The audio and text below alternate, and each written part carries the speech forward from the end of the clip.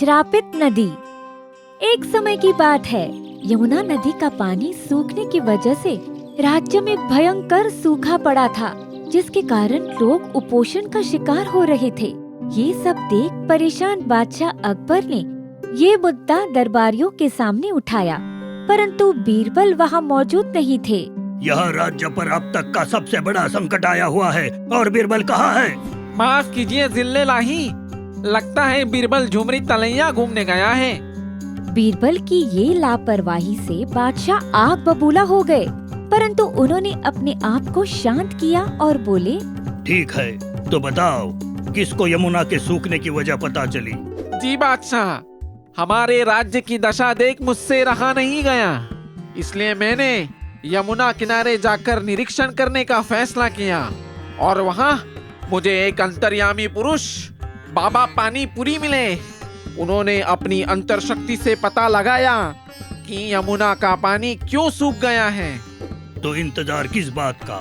बाबा को तुरंत पेश किया जाए। जैसे ही बाबा अंदर आए, उन्होंने बादशाह को दुआ दी और वो बोले, मूर्ख बालक, यमुना इसलिए सूख गई है क्योंकि हमने उसे श्राप दिया है। ये सुन तो सारे दरबार में हड़कंप मच गया। क्या? ये आप क्या कह रहे हैं? भला आपने ऐसा क्यों किया?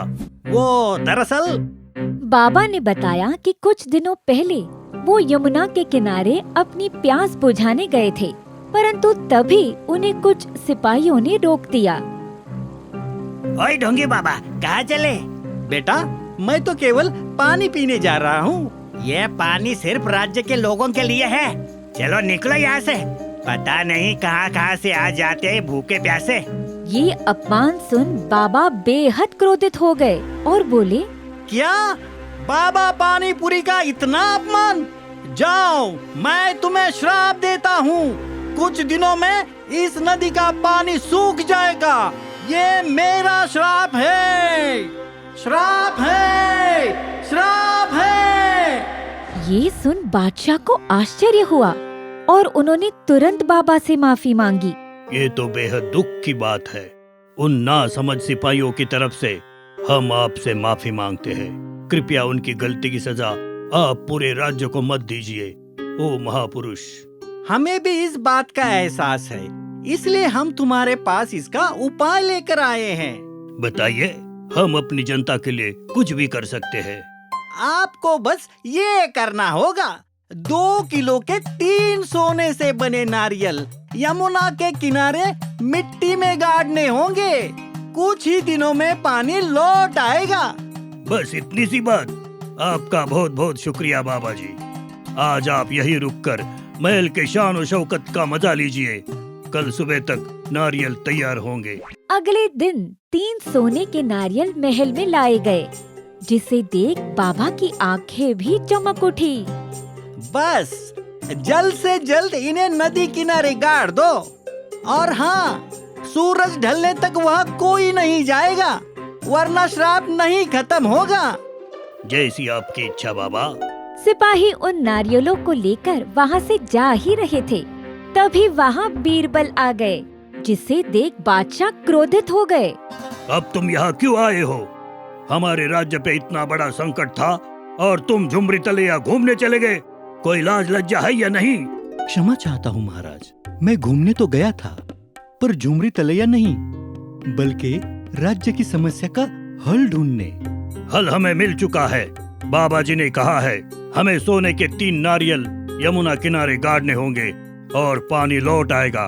इसकी कोई आवश्यकता नहीं है महाराज, मुझे इससे भी आसान उपाय मालूम है। बस सूरज की धूप इस खिड़की के भीतर पहुंचते ही हमें 3 बार चुटकी बजानी होगी। फिर क्या? जैसे ही धूप खिड़की के भीतर आई, बीरबल ने 3 बार चुटकी बजाई। सब लोग शांत हो गए और धीरे से बहते हुए पानी की आवाज कानों में बढ़ती हुई प्रतीत हुई, और किसी चमत्कार की तरह यमुना का पानी लौट आया। ये देख सारे लोग दंग रह गए। ये कैसे मुमकिन है? परंतु एक समस्या है महाराज। अब क्या? ये उपाय अस्थायी है। ऐसी स्थिति पूर्ण निर्माण ना हो, इसलिए हमें एक और कार्य करना होगा। हमें किसी एक ज्ञानी बाबा को आग में तपे सलियों से पीठ पर चटका देना होगा। ये सुन तो बाबा पानी पूरी चौंक गया और तभी कुछ सैनिक वहाँ तपा हुआ सलिया ले आए, जिसे देख बाबा उछलकर कुर्सी पे बैठ गया और कांपते हुए बोला, अरे रे रे रे रे, ये सब उपाय कुछ नहीं होता। जब नदी का पानी सूखा ही नहीं था तो ये सब कैसे हो सकता है? ये सुन तो दरबारी और बादशाह चौंक गए। पानी सूखा नहीं था? क्या मतलब है तुम्हारा? मतलब मैं बताता हूँ महाराज। दरअसल नदी का पानी क्यों सूख गया, ये जानने के लिए मैं कुछ सिपाहियों के साथ नदी के किनारों से उसके शोर की तरफ जाने लगा। कुछ घंटों के बाद हमने देखा कि नदी के एक बिंदु पर किसी ने बड़ी सी बांध बांधी हुई है, जिसके कारण पानी आगे बढ़ना बंद हो गया है। हमने तुरंत उस जगह पर छापा मारा और वहाँ किनारे बैठे 2 व्यक्तियों को पकड़ लिया, जिन्होंने हमें बताया कि हमें माफ कीजिए बीरबल, ये सारी योजना बाबा की थी। श्राप का ढोंग रचाकर वो बादशाह से पैसे लूटना चाहता था। क्या? इतना बड़ा धोखा? हाँ, जैसे ही आप नारियल को गाड़ते, ये महाशय जाकर उसे वहाँ से निकाल देता और इसके लोग बांध खोल देते और पानी के साथ इस राज्य में अंधविश्वास की भी लहर आ जाती। तुमने सही कहा बीरबल। इस बाबा पे भरोसा करने से पहले हमने चीजों को जांच कर तर्क से निर्णय लेना चाहिए था। हम इसी वक्त इस बाबा और उसके साथियों को आजीवन काल के लिए काल कोठरी में डालने का आदेश देते हैं। पर बीरबल, तुमने चुटकी बजा के पानी लाया कैसे? वो राज जानने के लिए तुम्हें मेरे ऊपर 3 सोने के नारियल चढ़ाने होंगे। ये सुन वहाँ सब लोग हंस पड़े और हमने ये सीखा कि बुरे वक्त में हमें अंधविश्वास पर भरोसा करने से बचना चाहिए, वरना बहुत बड़ा नुकसान हो सकता है।